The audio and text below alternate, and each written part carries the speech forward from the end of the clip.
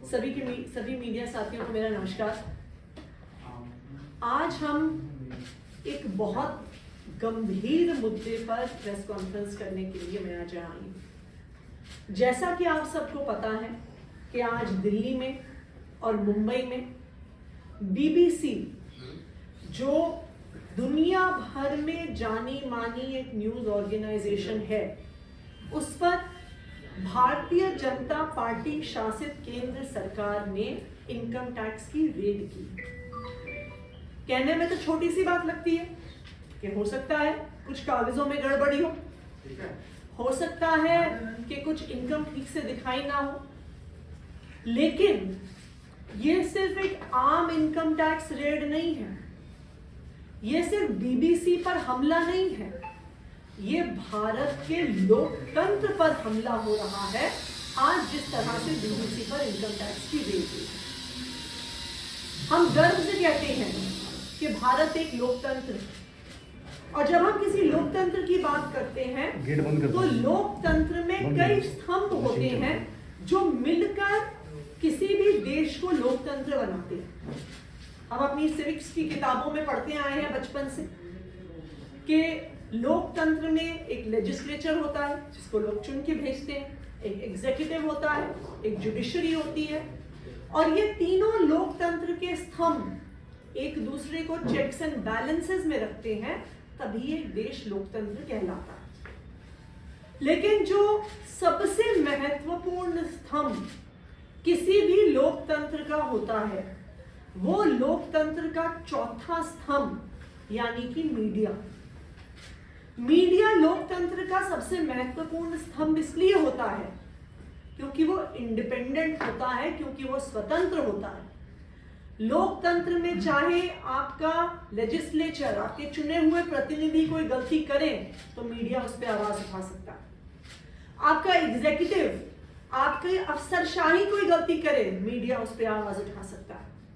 अगर कोर्ट तक ने कोई ऐसा डिसीजन लिया जो ठीक नहीं है, मीडिया उस पर आवाज उठा सकता है। इसलिए एक इंडिपेंडेंट मीडिया को, एक स्वतंत्र मीडिया को लोकतंत्र का सबसे महत्वपूर्ण स्तंभ माना जाता है। लेकिन आज जिस तरह से बीबीसी पर इनकम टैक्स की रेड हुई है, ये दिखा रहा है कि आज भारतीय जनता पार्टी शासित केंद्र सरकार लोकतंत्र के इस चौथे स्तंभ पर हमला कर रही है। आखिर क्यों हुई रेड बीबीसी पर? आज ना सिर्फ पूरा भारत बल्कि पूरा देश, उनकी पूरी दुनिया बीबीसी की डॉक्यूमेंट्री, जो प्रधानमंत्री नरेंद्र मोदी जी के गुजरात के दंगों में, दिल्ली के दंगों में मोदी जी की और केंद्र सरकार की क्या भूमिका रही है, उस पर जो बीबीसी की डॉक्यूमेंट्री आई है, उस पर पूरी दुनिया में चर्चा हो रही। सबसे पहले भारतीय जनता पार्टी शासित केंद्र सरकार ने उस डॉक्यूमेंट्री को हटवा दिया, बैन करवा दिया सोशल मीडिया से, वेबसाइट से, कि भारत में कोई उसे देख ना पाए। यह सबसे पहली सेंसरशिप थी जो बीबीसी की डॉक्यूमेंट्री मोदी जी पर जो आई, उसके बाद भारतीय जनता पार्टी शासित केंद्र सरकार ने करी।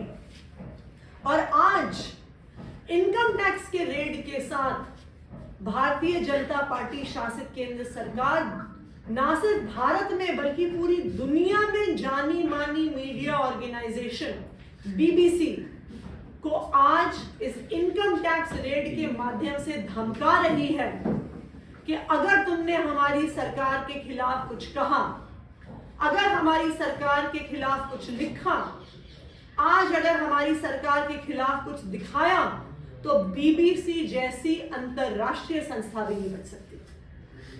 आज की ये इनकम टैक्स रेड सिर्फ एक बीबीसी पर रेड नहीं है, ये पूरी मीडिया को एक धमकी है, पूरी मीडिया को एक संदेश है कि अगर तुमने भारतीय जनता पार्टी और प्रधानमंत्री नरेंद्र मोदी जी के खिलाफ कुछ दिखाया, तो अगर बीबीसी नहीं बचती तो तुम किस खेत की मूली हो, तुम्हें तो हम ऐसे ही साफ कर देंगे।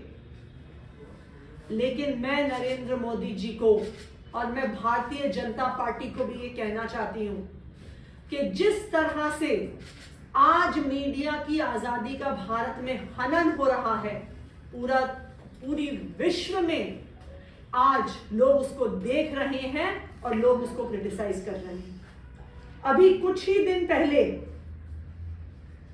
न्यूयॉर्क टाइम्स में एक एडिटोरियल आया और उस एडिटोरियल में बताया गया कि जो global index of press freedom है, यानी जहां पे पूरे दुनिया की देशों की रैंकिंग हुई है कि कौन से देश में मीडिया और प्रेस स्वतंत्र है अपनी बात कहने के लिए, चाहे वो सरकार के खिलाफ क्यों ना हो, तो दुनिया के 180 देशों में से भारत 150वें नंबर पर आया है।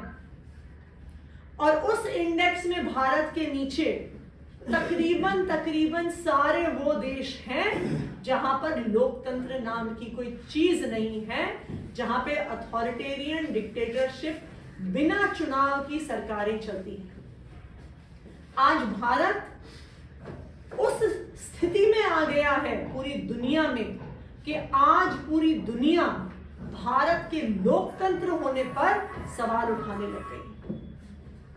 मैं भारतीय जनता पार्टी से यह भी पूछना चाहूंगी कि आप भारत की क्या इमेज पूरी दुनिया के सामने रख रहे हैं?